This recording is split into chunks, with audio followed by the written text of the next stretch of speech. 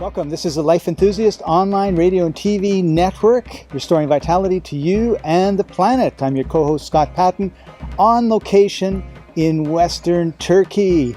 And I'm very, very excited to introduce to you my guest, Ayla. Hello. And we met just yesterday, as a matter of fact. And today Ayla taught 30 people about plants and nutrition in Turkish. So I was there for a couple hours with somebody translating so that I could understand a little bit of what was being taught. But everybody was absolutely riveted on what it was that you were teaching them today. Yes. It was very exciting to see. I was excited too because people generally think that they know a lot about herbs and plants, and when they understand that what they have learned so far is all mistaken and there's another phase, they are shocked. But then they begin to understand and they become happy because there is someone telling them the truth. Right, that's right. So there's a couple things we want to do in this segment. One is, of course, talk about the philosophy of plants, which I just think is amazing. But before we get into that, this area is full of olive trees. There are olive trees everywhere. And this is November, so this is the harvest time. Yes. So let's talk a little bit about olives, because in Canada and the United States, olive oil is this magnificent super oil that you're supposed to be using.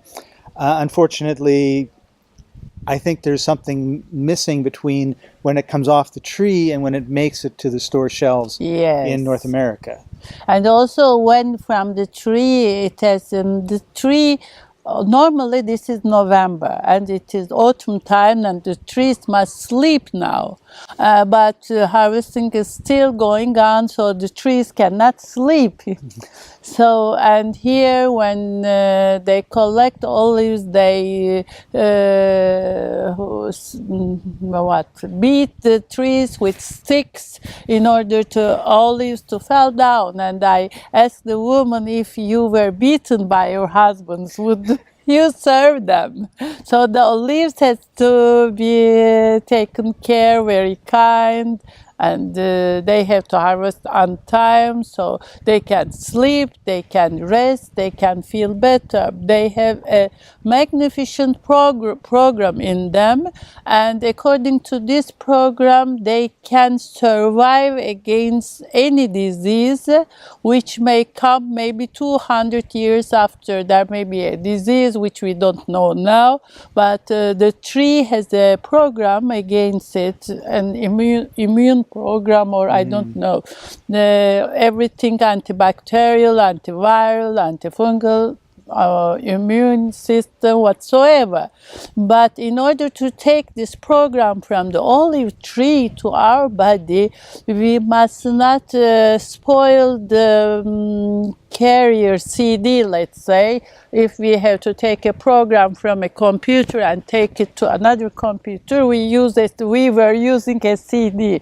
And if the CD was cracked, or I don't know, something would happen, scratched, it doesn't run in your computer. Right, it's no good. No good. And it is like looking at a broken mirror. If you are looking at a broken mirror, your face will be scattered. So if you do such harm to olive trees and then you expect a health support, it's impossible.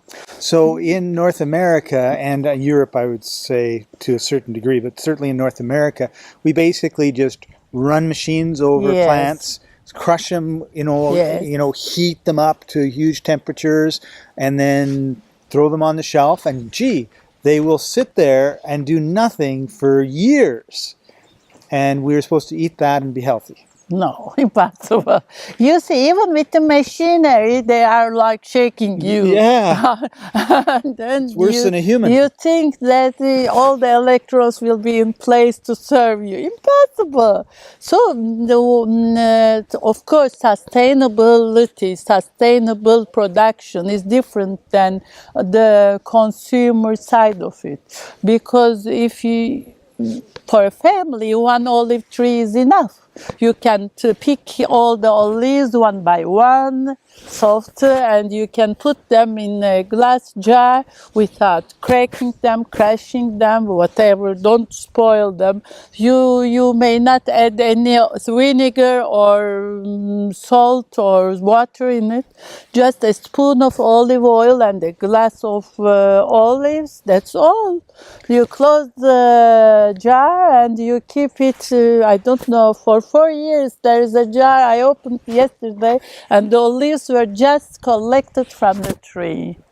Wow. 4 years. So we don't have to worry about it spoiling when we do it right. No. When you do it right, you don't have to worry also for your health too, because it can give you what you need. Right. Okay. So this is in Turkey. We've got all these olive trees here. How would we get it to, say, North America?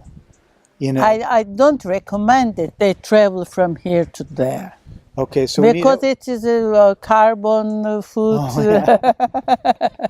What I trust, I believe sustainability is something different. But when we consume plants, let's say that the olive trees here.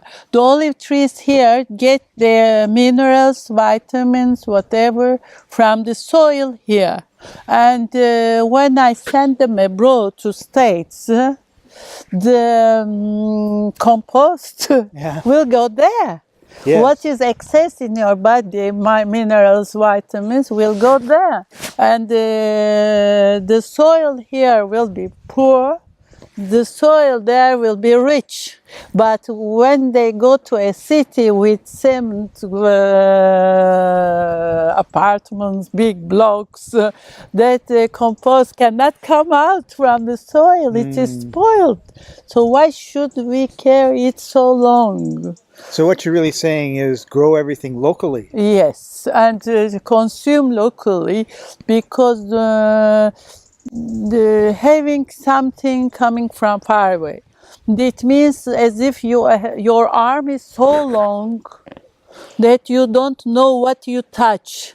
It can be a fruit or it can be a mess. Right. So you cannot control it. And also when you consume local, you have the possibility to meet the families there, what they need, what their children need, if they do it ethically or spoiling things, if they are using fertilizers or chemicals or not. You can know it, but when it's coming from abroad or even here in Turkey from one city to other, we can't know. You can't know. No? So know your farmer. If you're not doing it all, yes. I mean, I think it's unrealistic to expect us to do all the production ourselves. No. But particularly if you have someone that you know who's really good at olive oil making, yes, then you want to deal with them. You can trust them, because olive oil is something that we use in many. It's not only a food; it's also a medicine. We make St. John's wort oil, for example. For that, we use the best oil we can, because the people will use it on their skins or they will swallow it. So you can't say, okay, this can be from bad oil. I don't know.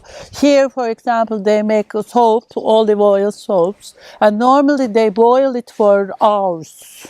So the olive oil has lost all of its benefits. Right. Okay, it's a good soap, but to expect good results from the soap as a humidifier or I don't know, whatever it is nonsense. Not going to happen. No. Because the olive oil now is dead. Yes, so we must eat something fresh and alive.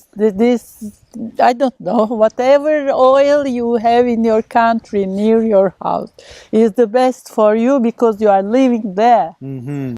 Right. Okay, cool. So let's talk a little bit about your philosophy of plants. As I had said earlier, in North America, we basically plant fields and fields and fields of, say, wheat, and then we get these machines that just mow it all down, and we don't really think about the wheat. We don't really think about our plants. It's just, we go to the store, we just grab a bunch of stuff, we throw it in a pot, we boil it, we eat it. We're not really thinking that much about it.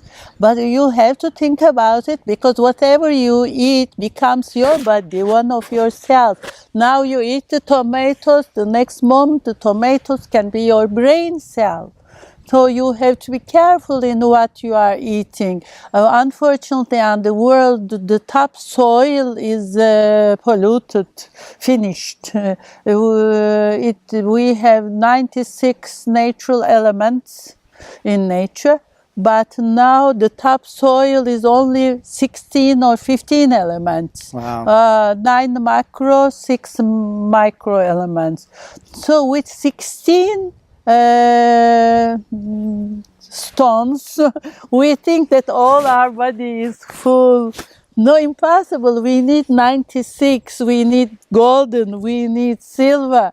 We need selenium. We need boron. Whatever it is, I don't know the names, but the body, in order to be healthy, must have all these bricks. Let's say, if we are a house made of bricks, our bricks are missing.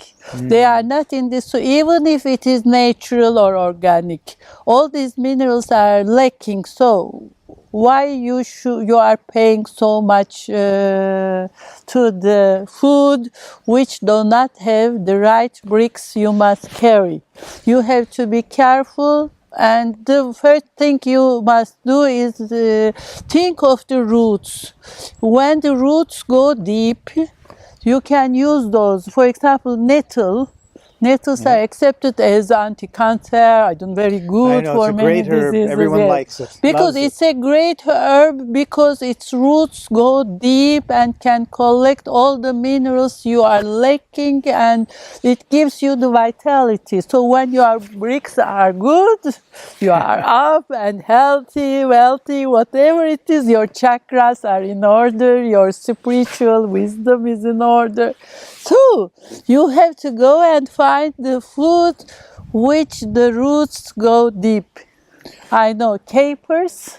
Yes, capers. Dandelions is the one I keep thinking of. Yes, because we treat it as a weed. Yeah, but you must not, because if dandelions are coming to your garden, it means that they want to protect you, they want to heal you. We have a biological connection with the herbs and our bodies.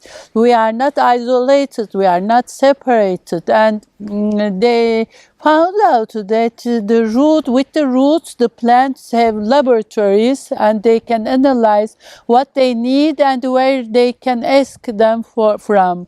When they make, for example, lavender fields, huge, the lavender roots, if they are in need of copper, let's say, from whom they will ask? All the field is full of lavenders. Right. It has to have biodiversity. So it has to have pine tree, and it can ask from the pine tree, from the dandelion, from the oregano. I don't know. It has to. Right. But we human beings, big consumer economy, so we are lost. We want monoculture. Yes, and it's not good. Then we don't have what we need. We don't have health. We are going to the doctors, medicines, and we are spoiled. We're spoiled. Very spoiled. Yes. Particularly here in this beautiful place in Turkey. So you have a very interesting philosophy about medicine and the plants that I want to bring up at this point, because the idea, like in North America, again, we just basically say, there's a plant, eat it, or here's a balm, put it on your sore, and you're done. But you take a totally different approach to that, because we don't think of plants as having any intelligence, which is crazy because we see them doing all sorts of amazing things. They can produce their own energy. We cannot. So simple. Yes. So how do you approach plants when it comes to health issues? Yeah, I got this question. People want to know what, for example, dandelions are good for.